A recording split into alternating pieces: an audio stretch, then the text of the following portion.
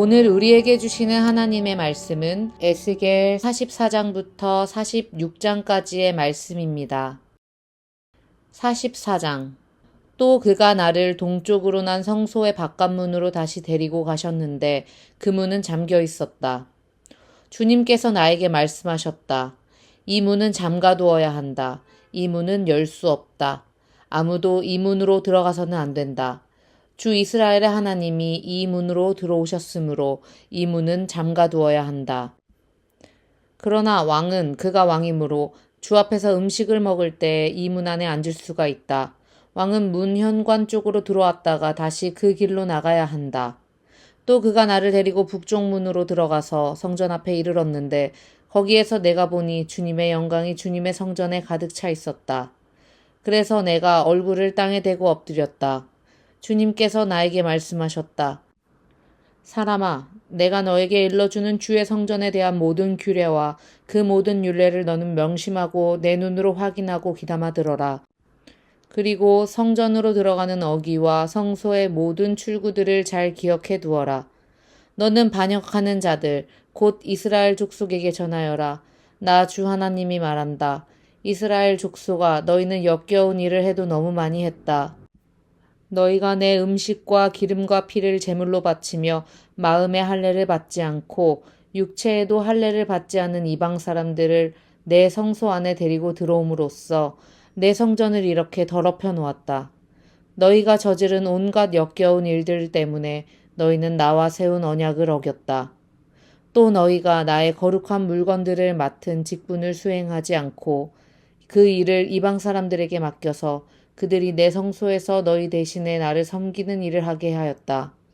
그러므로 나 주 하나님이 말한다.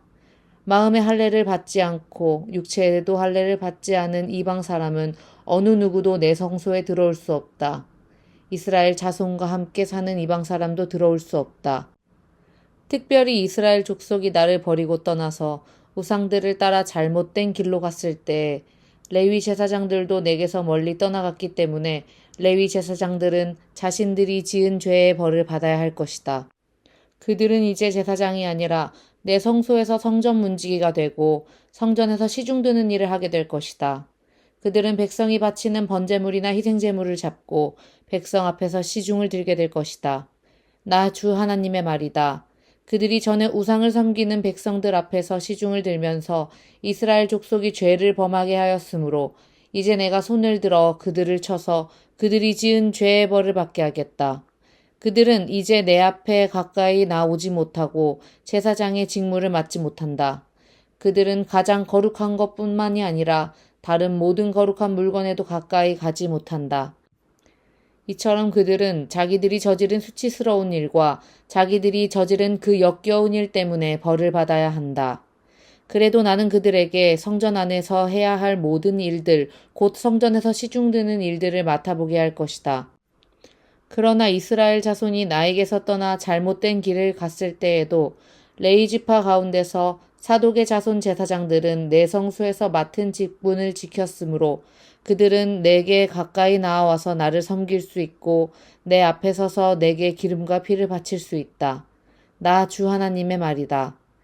그들이 내 성소에 들어올 수가 있으며 그들이 내 상에 가까이 와서 나를 섬길 수가 있으며 또 내가 맡긴 직책을 수행할 수 있다.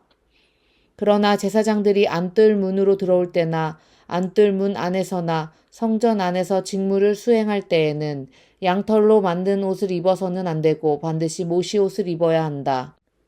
머리에도 모시로 만든 관을 써야 하고 모시 바지를 입어야 한다. 허리에도 땀이 나게 하는 것으로 허리띠를 동여서는 안 된다. 그들이 바깥 뜰에 있는 백성에게로 나아갈 때에는 내 앞에서 직무를 수행할 때에 입은 옷을 벗어서 거룩한 방에 두고 다른 옷을 갈아입어야 한다. 백성이 제사장의 거룩한 예복에다 해를 입는 일이 있어서는 안 된다. 제사장들은 머리카락을 바싹 밀어서도 안 되고 머리카락을 길게 자라게 해서도 안 된다. 그들은 머리를 단정하게 잘 깎아야 한다. 어떤 제사장이든지 안뜰로 들어갈 때에는 포도주를 마셔서는 안 된다. 그들은 일반 과부나 이혼한 여자와는 결혼을 할 수가 없고 다만 이스라엘 족속의 혈통에 속하는 처녀나 또는 제사장의 아내였다가 과부가 된 여자와 결혼을 할 수가 있다.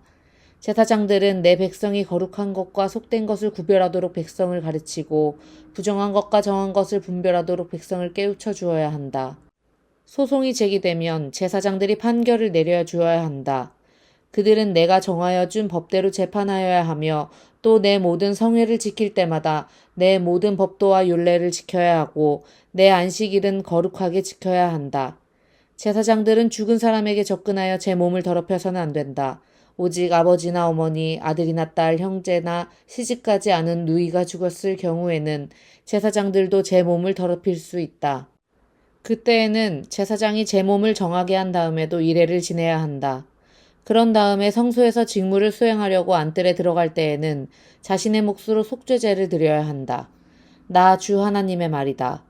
제사장들에게도 유산이 있다. 내가 바로 그들의 유산이다.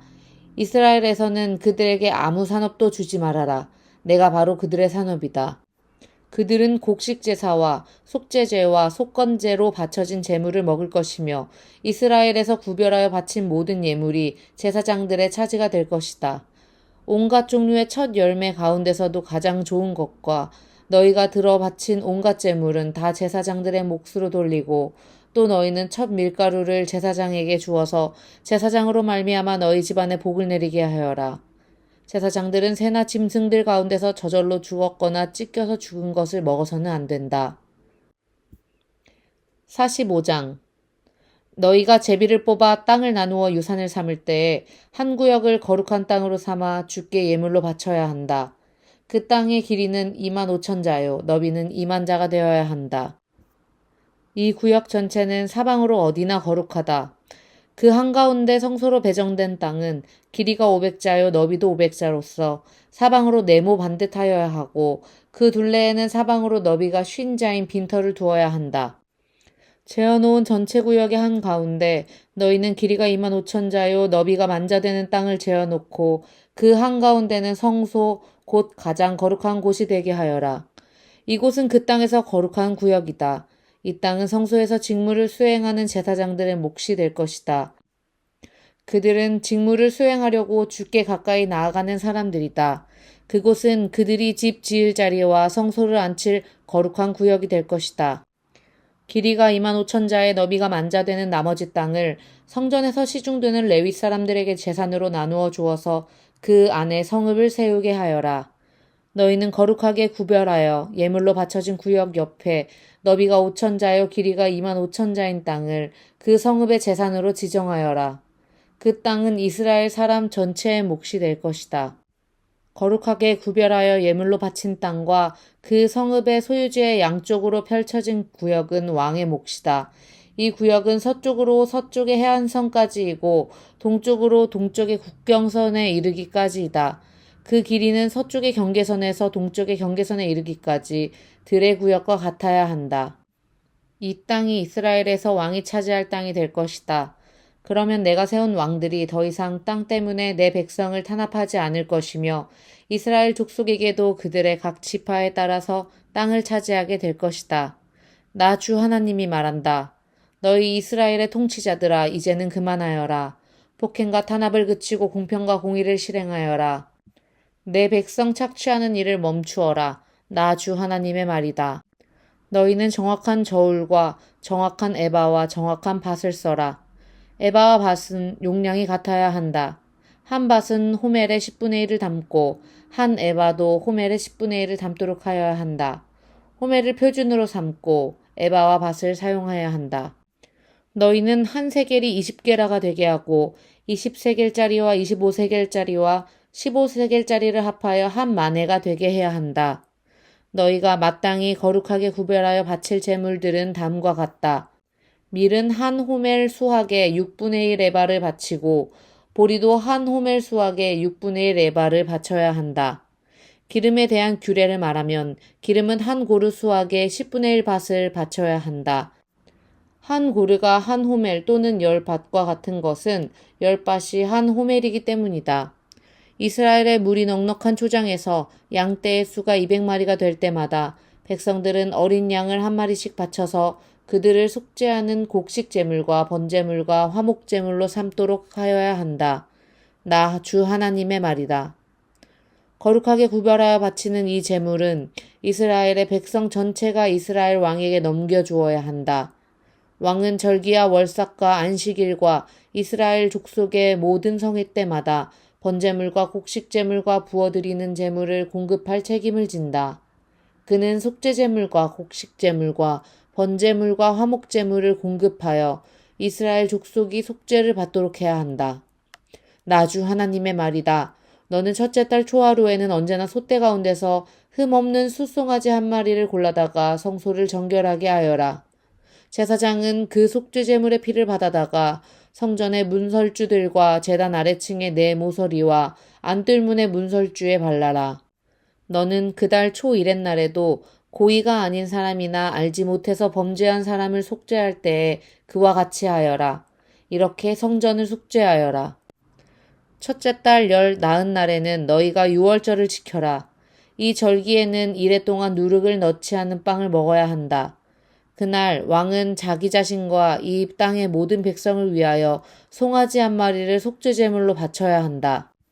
그는 이 절기를 지내는 이래 동안 주님께 바칠 번제물을 마련해야 하는데 이래 동안 날마다 흠없는 수송아지 7마리와 순양 7마리를 번제물로 바치고 순염소 1마리를 날마다 속죄제물로 바쳐야 한다. 곡식 제물을 함께 갖추어서 바쳐야 하는데 수송아리 1마리에는 밀가루 1에바이고 순양 1마리에도 밀가루 1에바이고 또 밀가루 1에바마다 기름 1흰씩을 바쳐야 한다. 그는 7째 달 보름에 시작되는 초막절에도 이래 동안 똑같이 하여 속죄제물과 번제물과 곡식제물과 기름을 바쳐야 한다. 46장 나 주 하나님이 말한다. 안뜰의 동쪽 중문은 일하는 엿새 동안 잠가두었다가 안식일에 열고 또 매달 초하루에도 열어야 한다. 왕은 바깥마당에서 이 문의 현관으로 들어와서 문설주 곁에 서 있어야 한다. 제사장들이 그의 번제물과 화목제물을 바치는 동안에는 그가 그 대문의 문지방 앞에 엎드려 경배하고 바깥으로 나가야 한다. 그 문은 저녁 때까지 닫지 말아야 한다. 이 땅의 백성도 안식일과 매월 초하루에는 이 문 어귀에서 주 앞에 엎드려 경배해야 한다. 왕이 안식일에 주께 바쳐야 할 번제물은 흠없는 어린 양 6마리와 흠없는 순양 1마리다. 곡식제물은 순양 1마리에는 밀가루 1에바를 곁들여 바치고 어린 순양에는 밀가루를 원하는 만큼 곁들여 바쳐야 하고 밀가루 1에바에는 기름 1흰을 곁들여 바쳐야 한다. 매달 초하루에는 흠없는 수송아지 1마리와 어린 양 6마리와 순양 1마리를 흠없는 것으로 바쳐야 한다. 또 곡식제물로는 숫송아지 1마리에는 밀가루 1에바를, 순양 1마리에도 밀가루 1에바를, 어린 양에는 그가 원하는 만큼 곁들여 바칠 것이며 밀가루 1에바에는 기름 1흰을 곁들여 바쳐야 한다. 왕이 성전에 들어올 때에는 중문의 현관으로 들어왔다가 나갈 때에도 그 길로 나가야 한다. 그러나 이 땅의 백성이 성회 때에 주 앞에 나올 경우에는 북쪽 문으로 들어와서 경배한 사람은 남쪽 문으로 나가고 남쪽 문으로 들어온 사람은 북쪽 문으로 나가야 한다. 누구든지 들어온 문으로 되돌아 나가서는 안 되며 반드시 똑바로 앞쪽으로 나가야 한다. 백성이 들어올 때에 왕도 그들과 함께 들어왔다가 그들이 나갈 때에 왕도 나가야 한다. 모든 절기와 성회 때에 바칠 곡식제물은 수송아지 1마리에는 밀가루 1에바를 곁들이고 순양 1마리에도 밀가루 1에바를 곁들이고 어린 순양에는 원하는 만큼 곁들여 바치고 밀가루 1에바에는 기름 1흰을 곁들여 바쳐야 한다. 왕이 스스로 하고 싶어서 번제물이나 화목제물을 주에게 바치려고 하면 그에게 동쪽으로 난 대문을 열어주어야 한다. 그는 안식일에 자신의 번제물이나 화목제물을 바친 것과 같이 하고 밖으로 나간 다음에는 그 문을 닫아야 한다. 또 너는 매일 주에게 1년 된 흠없는 어린 양 하나를 번제물로 바쳐야 한다.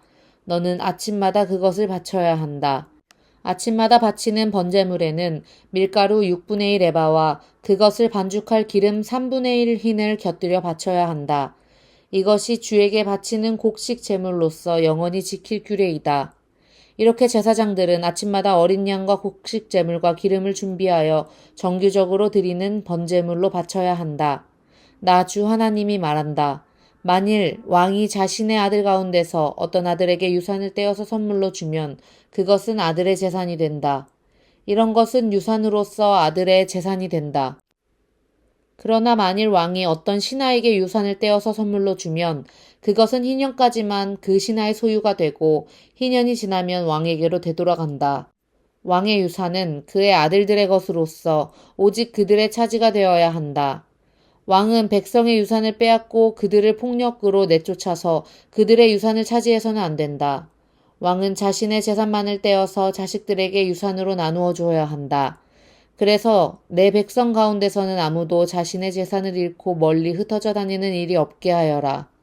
그런 다음에 그가 나를 데리고 중문 곁에 있는 통로로 북쪽에 있는 제사장들의 거룩한 방에 이르렀는데 거기에서 보니 그 거룩한 방들의 뒤편 서쪽에 빈터가 하나 있었다.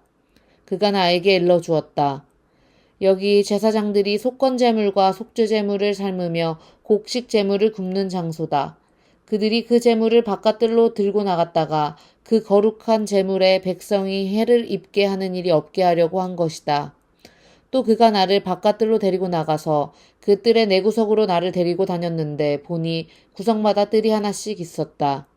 그 뜰의 내 구석에는 담으로 둘린 작은 뜰들이 있었고 그 길이는 40자요 너비는 30자였다. 이렇게 내 뜰의 크기가 같았다. 그 작은 내 뜰에는 돌담이 둘러쳐 있었고 그 돌담 밑으로 돌아가며 고기를 삶는 솥이 걸려 있었다. 그가 내게 일러주었다.